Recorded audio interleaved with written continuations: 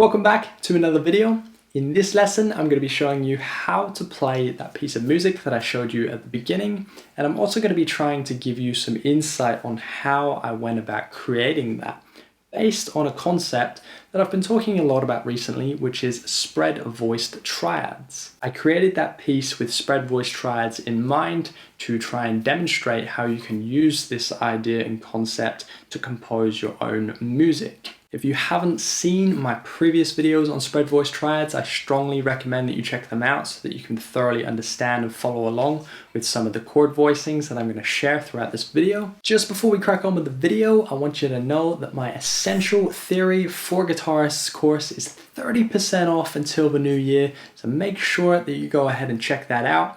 The link is in the description below, as well as the link to my Patreon page where you can find the tab for the piece that we're going to be talking about throughout this video. So let's check out the framework for this piece by checking out the simple chord progression behind what I'm doing. So we have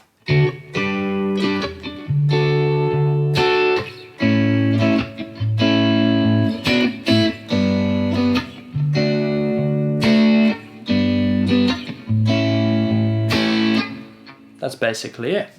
So we start off with this closed position triad here, which leads nicely into the next chord, which is a G sus2 spread voice triad here. And I resolve that second degree really quickly into that third by going. So I hammer on that little finger there. And then I play this note on the bottom, since the first finger is barred already. And then I do that kind of thing, so I'm flicking and hitting at the same time there, or sliding down into the 12th fret, okay? And then I do another quick slide and pull that little finger off to the first, bringing it back to that second degree of G there.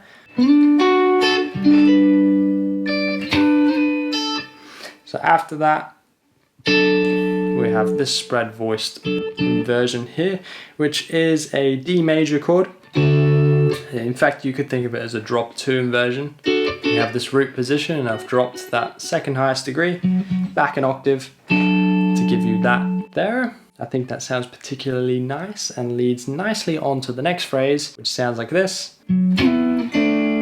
So we have the root note again, and then I'm using the 3rd and 4th finger there, sliding down to the 9th fret on the D and G, just playing a couple double stops with another flick and tap there. And then for the next chord in the progression, we're going to be highlighting A. Since I have an open A string, I'm going to take advantage of that whilst holding my finger here to play a melody line. So the melody line that I'm playing is...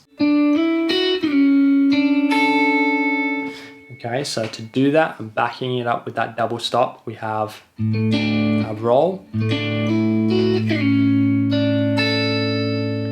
Okay, I think that sounds particularly nice. My little finger comes into play here, sliding down to this shape here, which actually turns this into a nice sus4 voicing.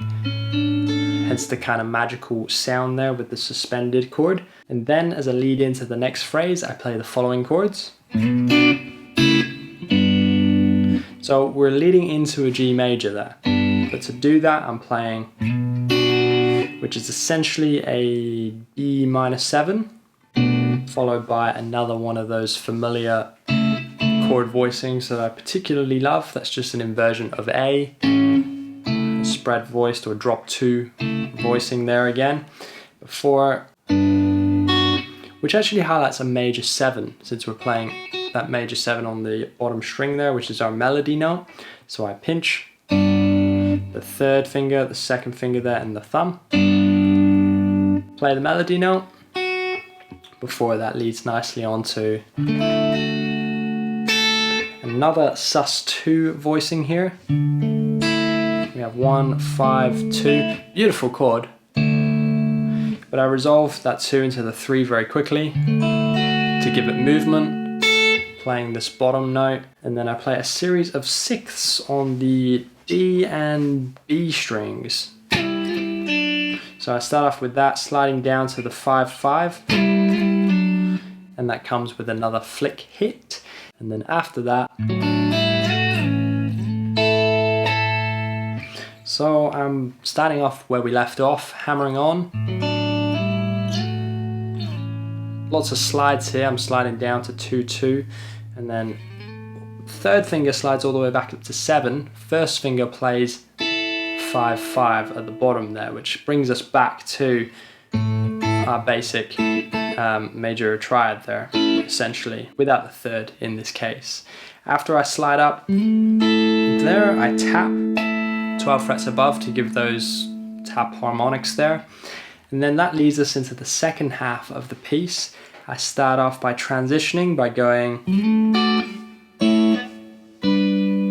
these 3 chords. It's particularly nice.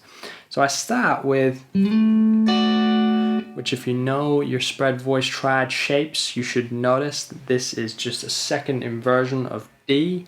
We start off on the 5th degree there. We have 5, 3, and then that's your root note. Then we have this here. Now this is just a root position. I just felt like the 2 voicings lead nicely onto the final chord, which is just your G major. And then when I play that G major, I hammer on from the 2nd degree to the 3rd as usual. I do that quite a lot throughout this piece. Yet again, another spread voice triad. And I should also mention that there's a couple ghost notes in there as well, if you watch carefully on the right hand here. So I hit and then play the fingers before the next chord. And then now that leads us into a sus4 voicing of B. Once again from here, I flick, slide up, 1st finger, and then 3rd finger there on the 9 of the D, followed by the root note. And then after that root note, we have the melody. That just leads nicely onto the next phrase, which is, so I'm coming down to a D sus2 here. There's your 2nd degree. I don't resolve this one because I think that sounds great.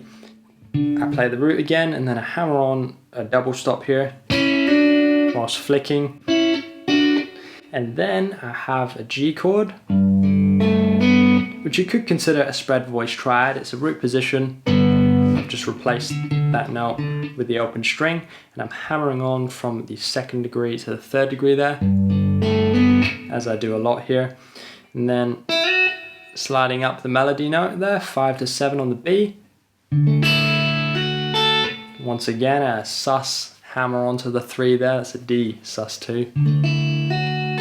Playing that melody note at the bottom before descending the following triad shapes.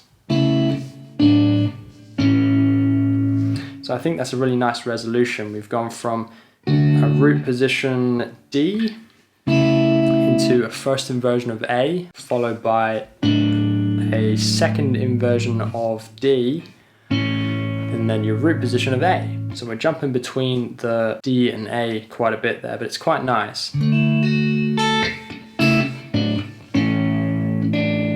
I then play that 4th degree there.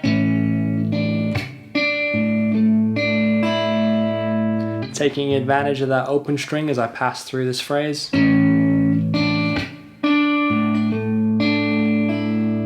So that's just a sus4 voicing there, beautiful chord. And then I do that double stop flick again, followed by a D with a G on the bass here. It's a very nice chord. I delay that for a moment, followed by, which finishes the piece very nicely. That's such a beautiful chord there. We have the root, the 9, the minor 3rd, and the minor 7, which spells a minor 9. So just to conclude everything that I've spoken about, I'm going to play everything at a slow speed for you to try and watch and follow along to.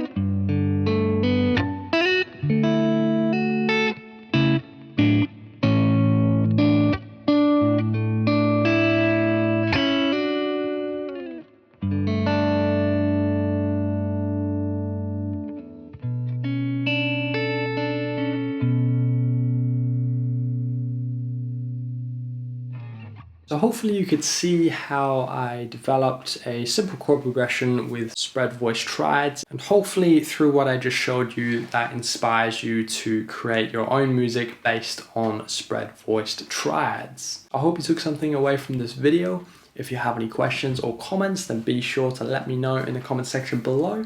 And until next time, I will see you in the next video.